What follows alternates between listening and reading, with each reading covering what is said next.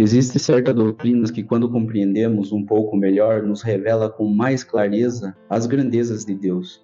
E hoje eu quero te levar a uma dessas verdades, que quando finalmente começam a ser compreendidas, mesmo que em partes, transformam nossa adoração, nossa humildade, a nossa confiança em Deus, a forma como nos relacionamos com Deus, a forma como também nós enxergamos a nossa vida e a nossa caminhada cristã. Hoje vamos falar sobre um atributo que revela a singularidade absoluta de Deus, um atributo incomunicável que pertence somente ao Criador e que nenhum ser criado, nem anjos que são seres celestiais, nem nada em sua criação jamais poderá possuir. Estou falando da aceidade de Deus. Você já ouviu falar sobre esse atributo de Deus? A aceidade vai nos revelar a realidade profunda de que Deus existe em si e por si mesmo.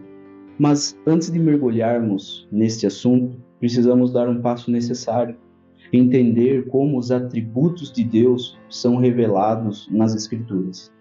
Para compreender melhor a aceidade de Deus, precisamos primeiro entender como a Bíblia descreve o caráter de Deus e os seus atributos.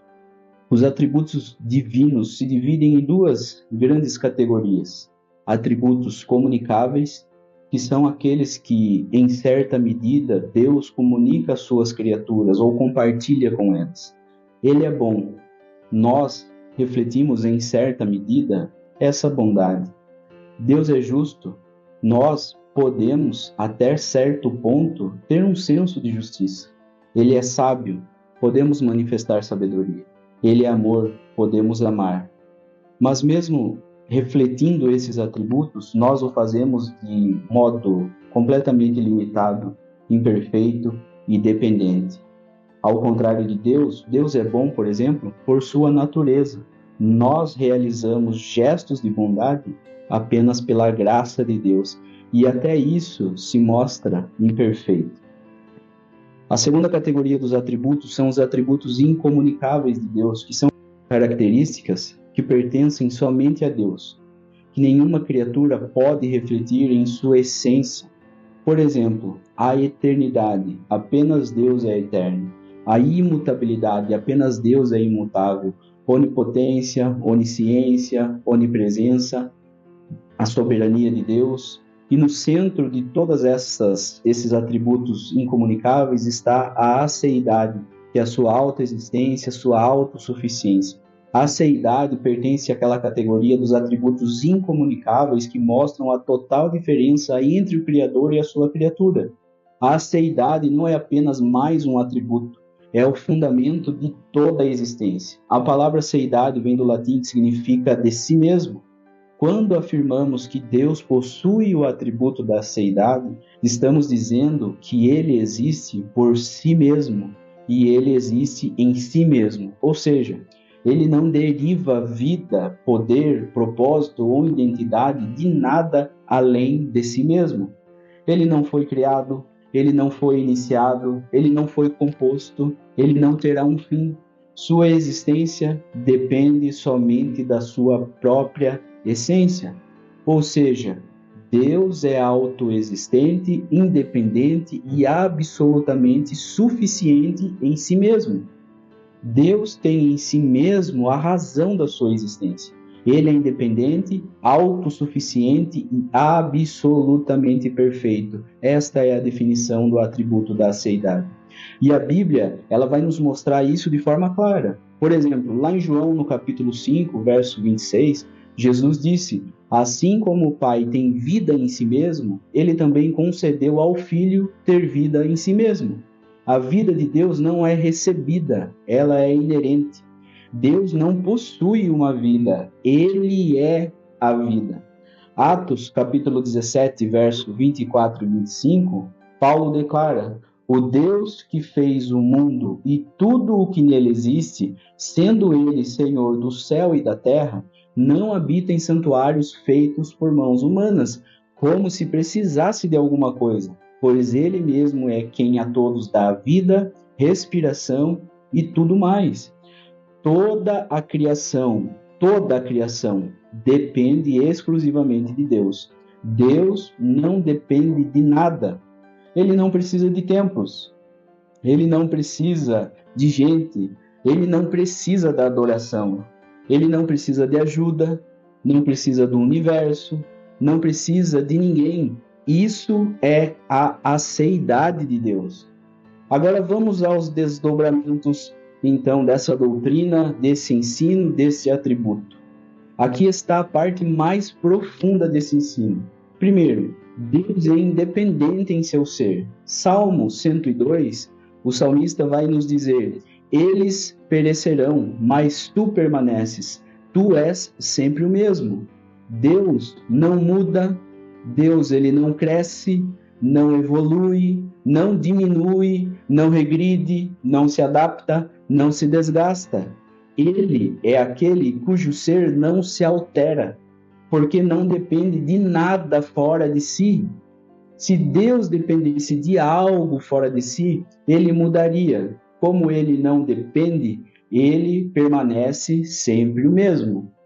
O segundo, Deus é autossuficiente em todas as suas perfeições. Isaías 43, versículo 7, diz que Deus criou todas as coisas para a sua glória, não por carência. Isso significa que Deus não criou o homem porque precisava de companhia, por exemplo. Deus não criou o universo porque tinha um vazio existencial. Deus não estava solitário antes da criação. Deus não tem ponto fraco, como dizem alguns pregadores por aí. Deus não sente falta de nada. Ele é plenamente completo, absolutamente perfeito em si mesmo. Nós não somos o centro do coração de Deus, novamente, como dizem alguns pregadores por aí. Ele nos salva por sua graça, não por necessidade alguma. Terceiro ponto, Deus é a fonte de toda a vida. Colossenses capítulo 1, verso 16 e 17 vai nos dizer: tudo foi criado por meio dele e para ele. Nele tudo subsiste. Enquanto Deus existe por si mesmo, toda a criação existe a partir dele. Isto significa que nossa vida é derivada, nossa vida e nossa existência é sustentada. Nossa respiração é dada, nosso futuro está nas mãos dele. Sem Deus, nada existe. A aceidade de Deus é o fundamento da dependência total da criação. Quando entendemos um pouco mais sobre esse atributo de Deus, nosso entendimento sobre o Evangelho, sobre a boa notícia, sobre a obra do Senhor Jesus lá na cruz do Calvário também é ajustado. Porque nós entendemos que o Deus autoexistente e suficiente em si mesmo não precisava salvar ninguém. Ele não ganhou nada ao nos redimir. Ao contrário, Ele nos deu o seu próprio Filho para morrer em nosso lugar. O plano da salvação não nasceu por alguma falta ou por alguma necessidade de Deus, mas exclusivamente por sua infinita graça. A cruz tem seu sentido mais profundo, porque o Deus que não precisa de nós, Ele escolheu nos amar. A graça é intensificada quando entendemos que Deus poderia seguir eternamente, sendo perfeitamente quem Ele é, sem nenhum de nós. Quando entendemos que Deus não precisa de nós, só então entendemos o tamanho do seu amor por cada um de nós. Agora vamos trazer isso para a nossa vida prática, o que isso vai nos influenciar no nosso dia a dia ou na nossa caminhada cristã. 1 Coríntios capítulo 4, verso 7 diz: o que você tem que não tenha recebido? Nada do que temos veio de nós mesmos. Tudo é graça. Por isso, tenha humildade diante desse Deus gracioso. Como Deus não depende de circunstâncias, também as suas promessas não são ameaçadas. Sua palavra não pode falhar. Se Deus fosse dependente, poderíamos temer o amanhã, mas Ele é autoexistente, portanto, totalmente confiável. Então, confie nele. Nenhum dos seus planos podem ser frustrados. O fim da teologia do conhecimento, da doutrina, é a adoração, é a doxologia.